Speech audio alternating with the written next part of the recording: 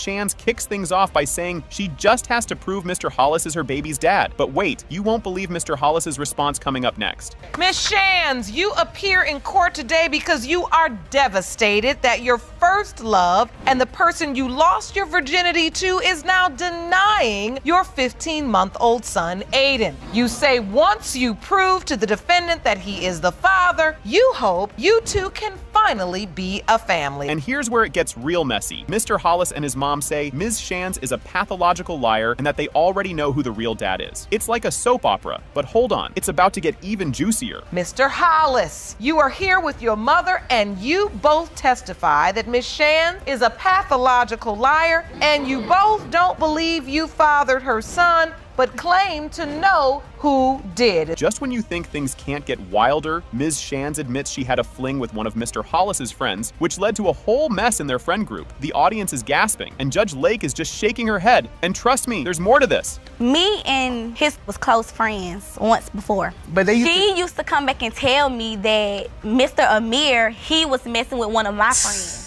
We both were young at the time. So, both y'all young now? Yeah, we still are young. But I thought it was cool to go mess with one of his friends because he had slept with one of mine. We both had made a mistake. No. Brace yourself for this one. Judge Lake asks Ms. Shands if she used protection with Mr. Hollis's friend. And Ms. Shands says, nope, not at all. And yep, there's still a lot more to spill. You have revenge sex with one of his friends. And did you use protection? No. And then how many times did you have sex with this friend of his? Multiple times.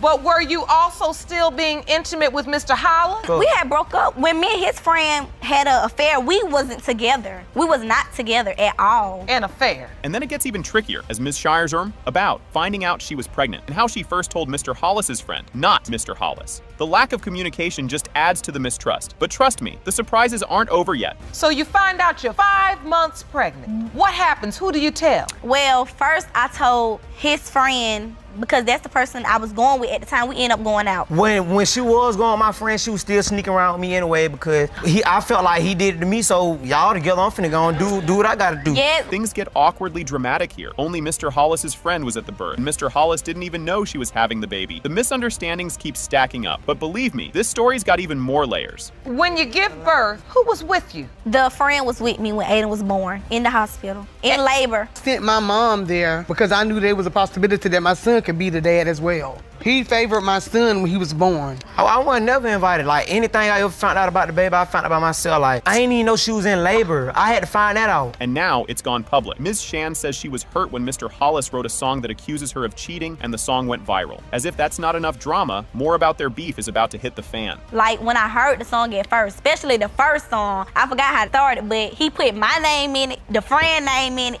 but he erased it and changed it to a whole different, and then he came out with the I And we have some of the lyrics to that song. And I can't be cuffing Columbus hoe. About a year ago, I was in love with a thought. Ms. Shands talks about how Aiden seems to have a real connection with Mr. Hollis, not the friend. And you can see Mr. Hollis's face soften as he talks about bonding with the baby. But wait, you'll want to hear what happens when they get the DNA results. But every time he be with the other guy, he don't really be stunned him. He never showed the attention that he showed to Amir that he shows to the other guy. And Miss Hollis, you say you tried to back off, but I see in this picture, you got the grandma face all over. Finally, the DNA test results are in, and surprise. It has been determined by this court. Mr. Hollis, you are not the father. Ms. Sams comes to court to request a paternity test, asserting that Mr. Doris is not her father, while Mr. Doris maintains that a test is unnecessary. Here today requesting that this court grant you a paternity test to prove that the defendant, Mr. Doris, is not your biological father. That's correct. Mr. Doris, you say that you are heartbroken that Ms. Sams claims you are not her father and say there is no need for a paternity test. That is correct, Your Honor. Ms. Sams recounts the events that led to her suspicions, with her mother contributing to the doubts. 2009, I went and had a family function with my mother's side of the family. And my uncle said to me, "How's your daddy doing since he got out of prison?" I said, what do you mean? My dad's never been in prison. Who do you think my daddy is? And he said the other man's name. And I said, okay, well, I'm gonna see Mr. Doris tomorrow, so I'll talk to him about it.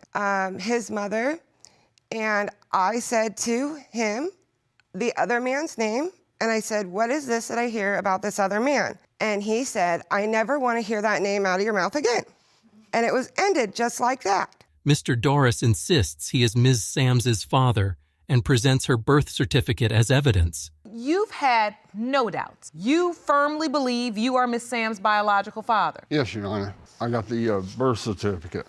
This is a certificate of birth for Diane Doris, and you're listed as father. You have pictures in your hand. What are these pictures of, Mr. Doris? Me and her, my little girl. That's a beautiful picture. I know that he was there when I was born. I'm aware that he's on my birth certificate. I have to know what is going on. For my sake, I need to know. And you get very emotional when Miss Sams begins to talk about her doubt. Ms. Sams points out inconsistencies in Mr. Doris's story.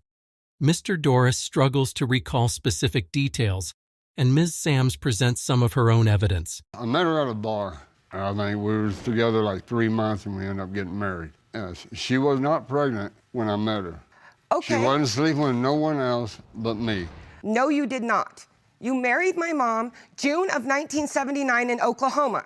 Well, I know we were married in Oklahoma. I have the marriage certificate and Where- divorce decree from my mother's previous marriage to another man that she didn't divorce until April of 1979. This is why I have so many doubts. Obviously, he doesn't even remember when he married her. The case causes significant emotional distress for both Ms. Sams and Mr. Doris. Hear what you said about when you were married to my mom, and I'm telling you when you were married, but I am not incorrect about these dates. This is harbored in my heart, and I know my dates about this stuff.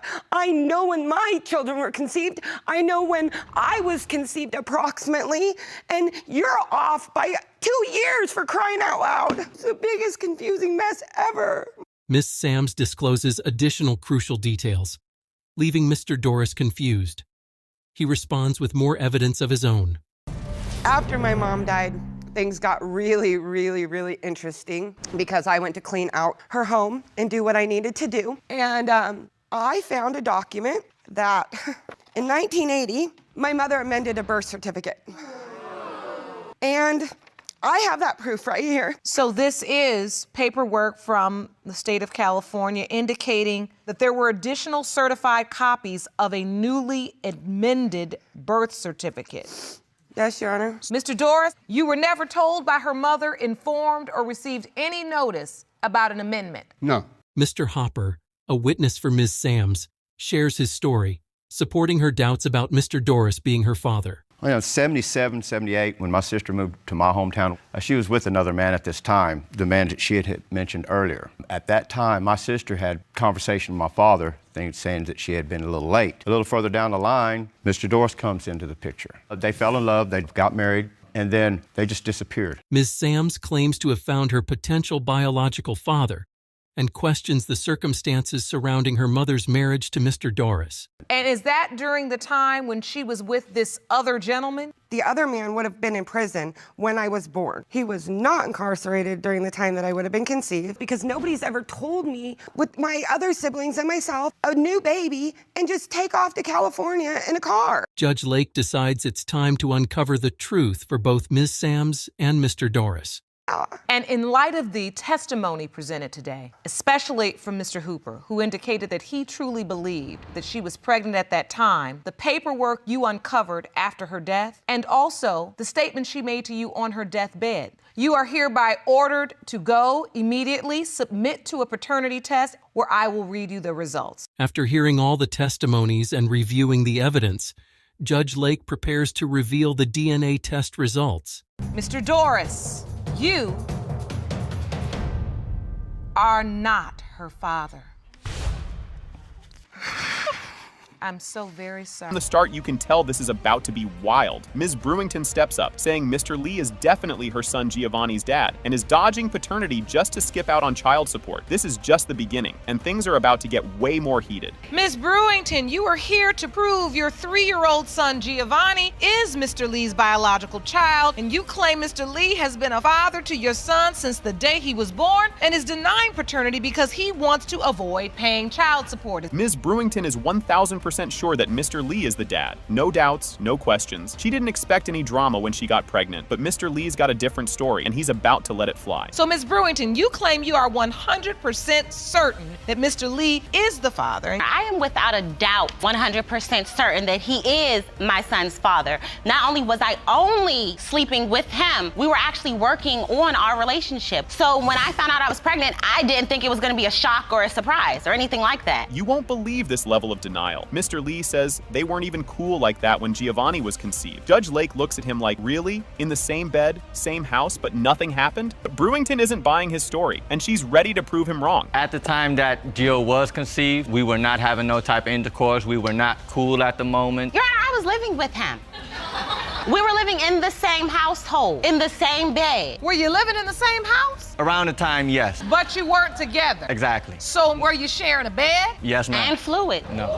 Clearly. This moment is hilarious because Ms. Brewington finds out she's pregnant totally by accident. But if you think he's about to believe her now, you're wrong. Okay, I found out that I was pregnant. I actually went to the doctor to just re-up on my birth control. I didn't even realize that they said that they had to do a pregnancy test before they could go ahead with the birth control. So I went ahead, they did a pregnancy test. I told him, he did not believe me at all. He went out and got 3 pregnancy tests, made me take all of them. They were all positive. And he was like, well, that's not my baby. The way they argue over the dates is just too much. She's fed up with his cluelessness, but Mr. Lee is standing his ground like, no way, not my kid. And you can tell this argument isn't ending here. So you seem so certain, Mr. Lee. I do, because I'm gonna explain it to you, Your Honor. How she said her birthday is the 2nd of February. It's not. Her birthday's on the 2nd of February. My birthday's on the 1st of February.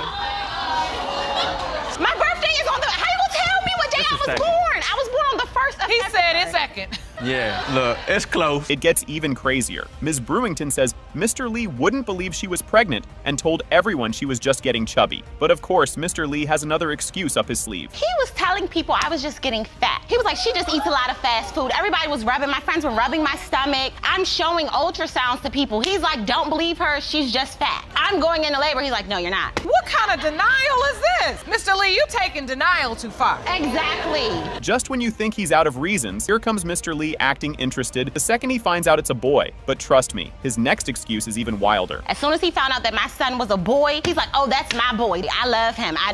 That's my son. I need to be there. Was Mr. Lee there? He came after I had given birth because he had work. But he showed right up. He actually didn't even, they asked about the birth certificate and everything. He signed the birth certificate. He named my son. Like, no, I'm not letting you give my son no dumb name. This next part takes a real twist when Mr. Lee says Ms. Brewington's friend told him she knew the real dad, which got him doubting even more. At this point, this story couldn't get any messier, or could it? One of her friends, a good friend of her, actually told me that I wasn't the father. She told me that she knows who's the father. My friend told him that because she wanted to sleep with him. I'm still talking. I actually caught them sleeping together. What? This is the part where Ms. Brewington tries to prove things by showing baby pictures to compare Mr. Lee and Giovanni. But everyone's just waiting to see if the DNA will tell the real story. So you're saying this is a picture of Giovanni on the left, and this is Mr. Lee as a child on the right? Yes. And you say you see a definite resemblance between them two, yes. They're light skinned. You really don't believe he's yours now that he's here in the world? No.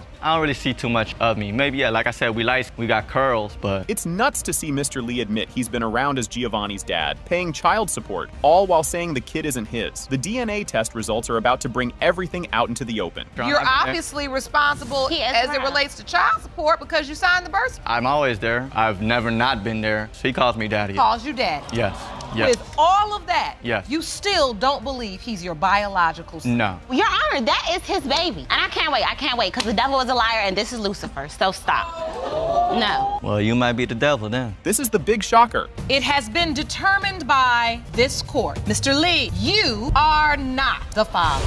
Told y'all. Time around, Tank Will Thomas is in court to prove that Elliot Nelson is her 8-month-old son, Jakai's biological father, and wants to win him back even though he cheated on her.